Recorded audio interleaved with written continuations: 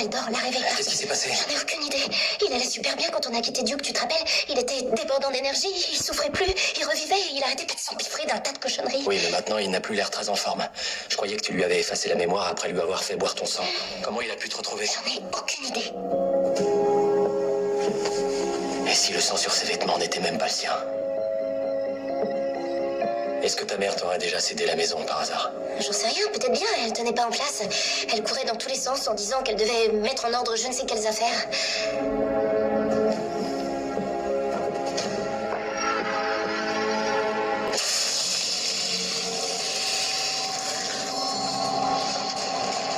C'est un vampire.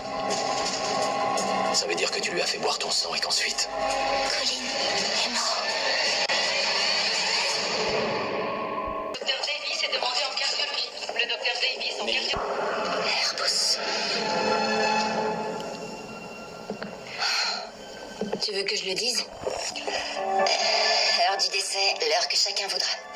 T'as quand même remporté une petite victoire. J'ai traversé le campus en plein jour et je n'ai pas brûlé vive. C'est déjà ça. J'ai besoin d'un coup de main.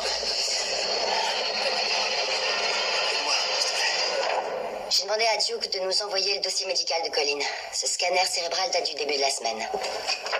Celui-ci a été réalisé ici il y a quelques minutes. Vous voyez tous ces points rouges? Je suis pas médecin, mais je dirais que ça sent le sapin pour ce pauvre gars. En résumé, au lieu de le guérir, le sang de vampire a boosté la propagation des cellules cancéreuses et l'a tué. Et maintenant, je me retrouve avec un patient atteint d'un cancer de stade 10, alors que normalement, ça va jusqu'à 4, bien sûr en phase terminale. Et c'est un vampire qui ressent tout de façon plus intense et qui est immortel. Le point est pas mal, mais quelqu'un pourrait m'expliquer pourquoi vous teniez tant à ce que je vienne écouter l'histoire de Colin, le cancéreux vampire? Parce que Caroline m'a fait boire son sang hier soir. Donc il va m'arriver la même chose.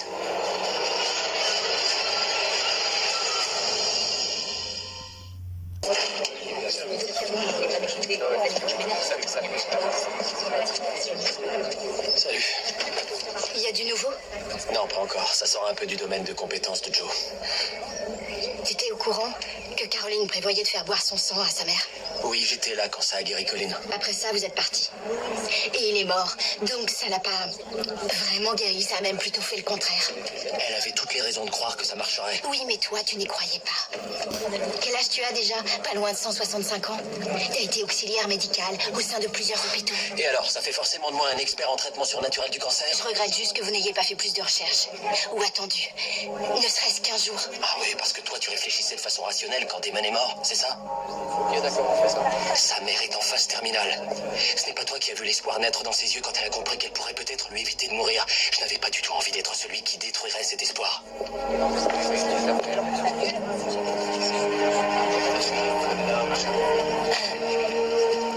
Joe vient d'avoir une idée. D'un point de vue médical, c'est la meilleure option. Si le sang de vampire est la source du problème, une transfusion de sang humain pourrait stabiliser son état général. S'il te plaît.